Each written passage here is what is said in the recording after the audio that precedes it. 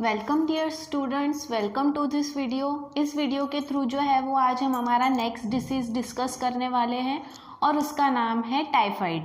ठीक है, टाइफाइड जो है ये आप लोग ये नाम बहुत फेमिलियर है, आप लोगों ने बार बार सुना होगा कि किसी को टाइफाइड हुआ है। किसकी वजह से ये टाइफाइड होता है and what are the signs and symptoms and what are the preventive measures regarding this particular type of disease. Now typhoid जो है ये एक एक्यूट इंजेक्शनल ऑफ इन्फेक्शन ऑफ इंटेस्टाइन है। ठीक है, ये जो है इन्फेक्शन ऑफ इंटेस्टाइन है। ठीक है, कॉज्ड बाय सेमोलिना टाइफी।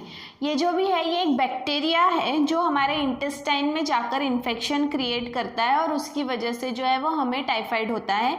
ये जो भी बैक्टीरिया है इसका नाम है सेमोलिना टाइफी। नाउ ये जो है ये ग्राम नेगेटिव बैक्टीरिया है। ठीक है, what is gram negative type of bacteria? Actually जो है जब हम बैक्टीरियाज को स्लाइड पे या अंडर माइक्रोस्कोप जब उसे ऑब्जर्व करने की कोशिश करते हैं सो वी कलर इट, हम उसे स्टेनिंग करते हैं। ठीक है, तो जो भी स्टेन है ये अगर वो बैक्टीरिया एब्जॉर्ब नहीं कर रहा है then it is called as gram negative, और अगर वो स्टेन एब्जॉर्ब कर रहा है then it is called as gram positive. ठीक है, तो ये ग्राम नेगेटिव बैक्टीरिया है जो हमारे इंटेस्टाइन के ल्यूमेन मतलब इंटेस्टाइन का जो वॉल है, ठीक है, उसका जो वॉल है उसमें वो इन्फेक्शन क्रिएट करता है।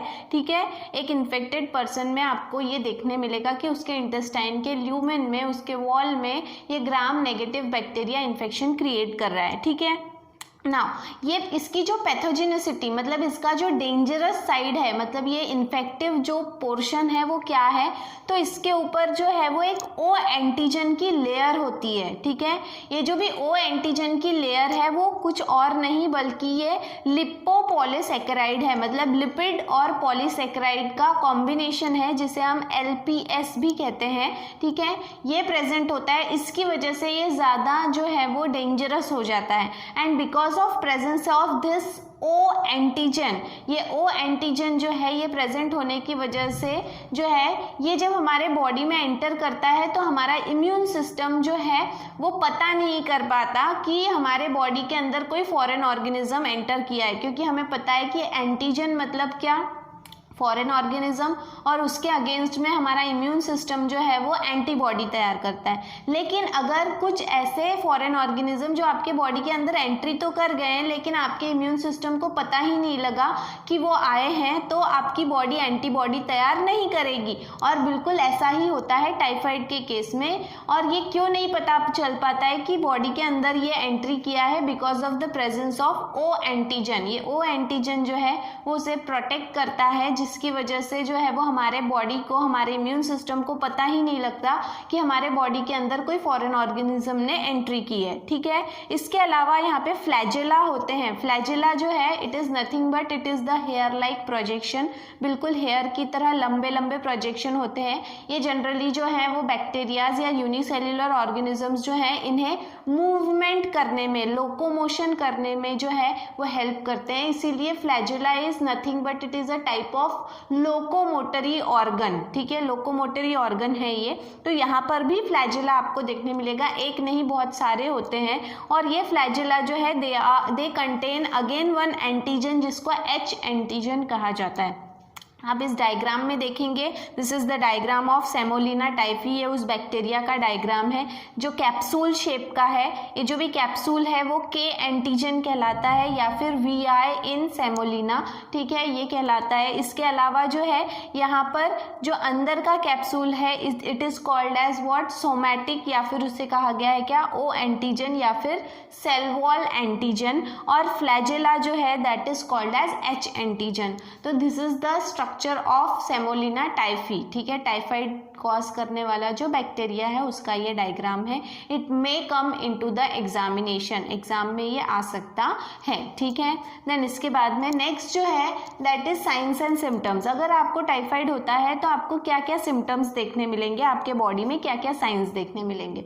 सबसे पहले prolonged fever as high as 104 degree Fahrenheit. ठीक है, अगर हम फ़ारेनहाइट की बात करें या बॉडी टेम्परेचर की बात करें तो नॉर्मली जो है वो आपका बॉडी टेम्परेचर फ़ारेनहाइट में, डिग्री फ़ारेनहाइट में 96 डिग्री फ़ारेनहाइट होना चाहिए, ठीक है, या उसके आसपास। लेकिन और अगर हम डिग्री सेल्सियस की बात करें तो 35 से 37 डिग्री सेल्सियस ये हमारा नॉर्मल बॉडी टेम्परेचर है। लेकिन अगर इस बॉडी टेम्परेचर से हमारा टेम्परेचर कम होता है या बढ़ता है, इसका मतलब हमारे बॉडी जो है वो नॉर्मल नहीं है, इसमें किसी ना किसी तरह का डिसऑर्डर या एबनॉर्मलिटी है, ठीक है। तो यहाँ पर जब वो 96 डिग्री फ़ारेनहाइट से बढ़कर 104 डिग्री फ़ारेनहाइट हो जाता है, इसका मतलब हमारा बॉडी टेम्परेचर बहुत ज़्यादा हाई हो जाता है। तो जो भी टाइफाइड है इसमें आपको ये टेम्परेचर जो है वो देखने मिलेगा। देन इसके बाद में general nausea, fatigue, headache. Nausea मतलब आपको जो है वो चक्कर आना, जनरली जैसे हम थोड़ा सा उठते हैं चक्कर जैसा लगता है। फैटिग मतलब आपको थकान महसूस होना, और हेडेक मतलब सर दर्द होना।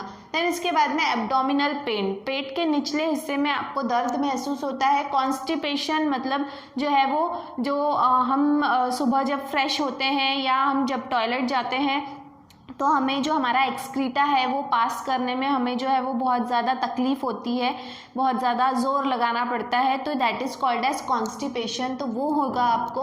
और डायरिया या फिर डायरिया भी हो सकता है, मतलब पेट खराब हो सकता है। सो ये कुछ सिम्टम्स हैं। देन इसके बाद में रोज़ कलर्ड रैश ऑन स्किन, ये बहुत रेयर केसेस में देखने मिलता है कि आपके स्किन के ऊपर में जो है वो रेड कलर के रैशेस, मतलब उस पर जो है वो खरोच जैसे निशान आपके बॉडी पे हो गए हैं, रेड कलर के, रोज रेड कलर के।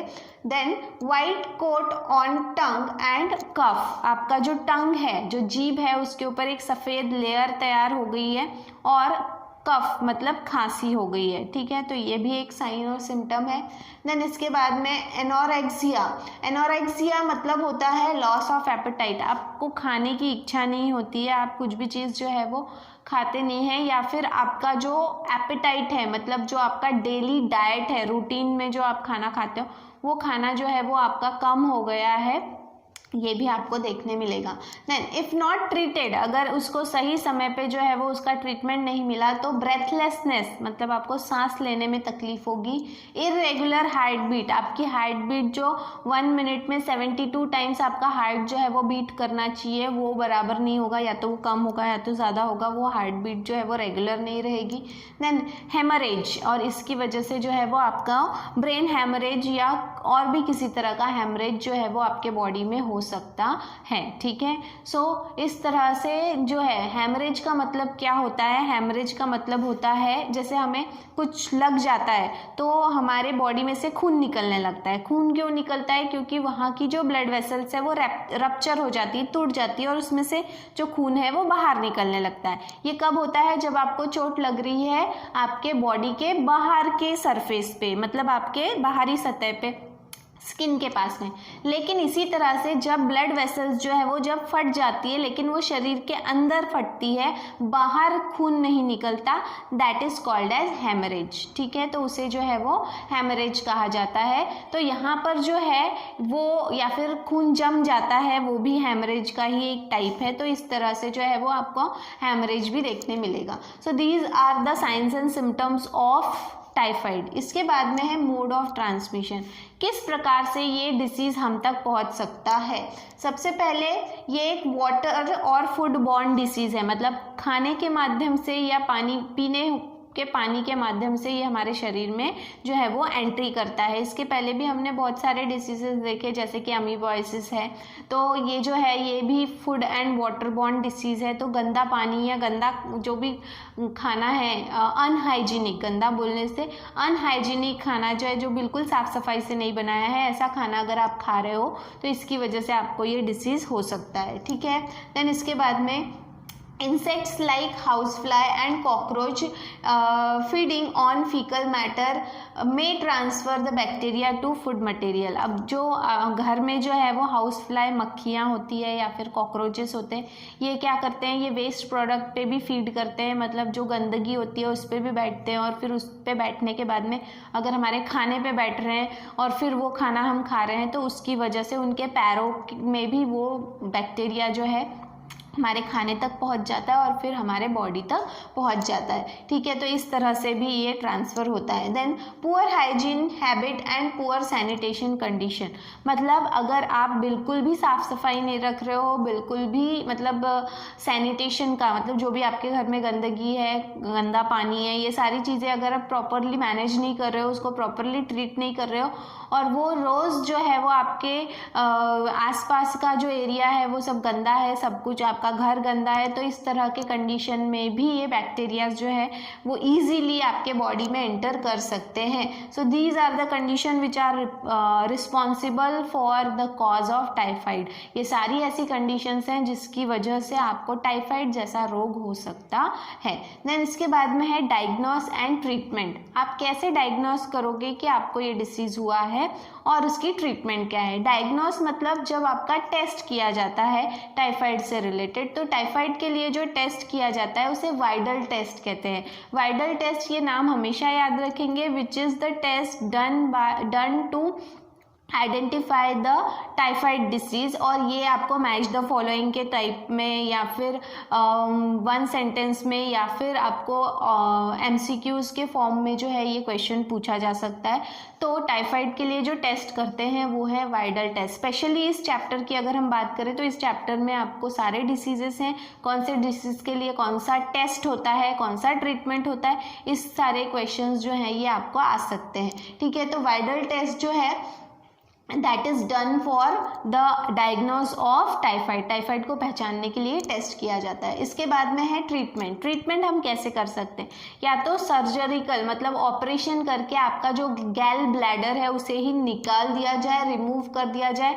लेकिन ये कब करते हैं, इन सीवियर केसेस, बहुत ज़्यादा अगर आप टाइफाइड बढ़ गया है और ट्रीटमेंट जो है उसको आपकी बॉडी रिस्पॉन्ड नहीं करे तो ऐसे केस में ये किया जाता है। देन एंटीबॉडीज लाइक क्लोरोमाइसिन, इसके अलावा कुछ एंटीबॉडीज़ हैं जैसे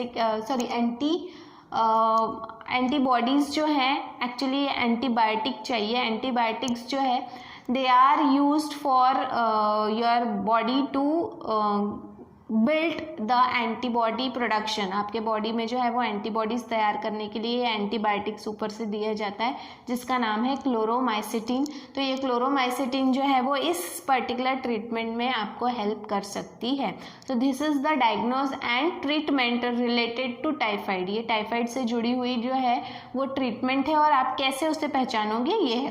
देन इसके बाद में नेक्स्ट इज प्रिवेंशन। आप कैसे बचोगे इस डिसीज से, what are the preventive measure which you should take to avoid typhoid. तो यहाँ पर जो है वो WHO, ये एक बहुत बड़ी संस्था है जिसे हम वर्ल्ड हेल्थ ऑर्गेनाइजेशन के नाम से जानते हैं, जिसका शॉर्ट फॉर्म है WHO।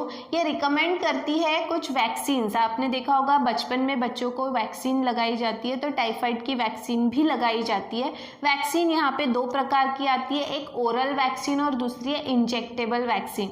ओरल वैक्सीन जिसे आपको पिलाया जाता है या खिलाया जाता है, वॉटेवर इट इज, और या फिर इंजेक्टेबल जो आपको मतलब इंजेक्शन के तौर पे आपके बॉडी में डाला जाता है।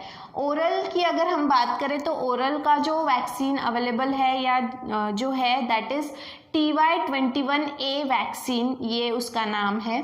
और इंजेक्टेबल टाइफाइड वैक्सीन जो हैं वो है टाइफाइड पॉलीसेकेराइड वैक्सीन, ठीक है। टाइफाइड पॉलीसेकेराइड वैक्सीन ये इंजेक्शन के तौर पे अवेलेबल होती है, ठीक है।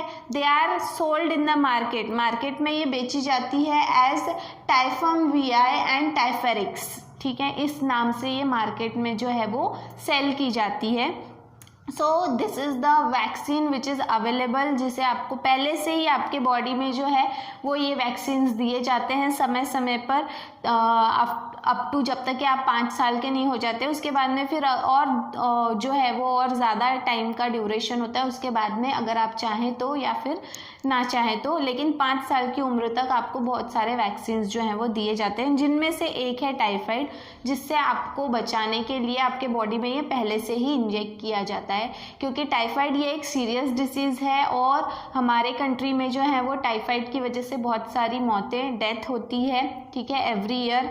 तो इसीलिए इसीलिए टाइफाइड जो है इससे बचने के लिए ये सारे वैक्सीन्स जो हैं हमें दिए जाते हैं। तो this is the preventive major. इसके अलावा और कोई प्रिवेंटिव मेजर जो है वो नहीं है। ये सारी चीज़ें हैं जो आपको देखनी है, ध्यान रखनी है, और इस तरह से आप इस डिसीज़ से बच सकते हो। इसके बाद में जो है वो नेक्स्ट वीडियो में हम देखने वाले हैं निमोनिया, कॉमन कोल्ड, ये सारे डिसीजेज जो हैं that will see in our next video. तब तक के लिए थैंक यू वेरी मच।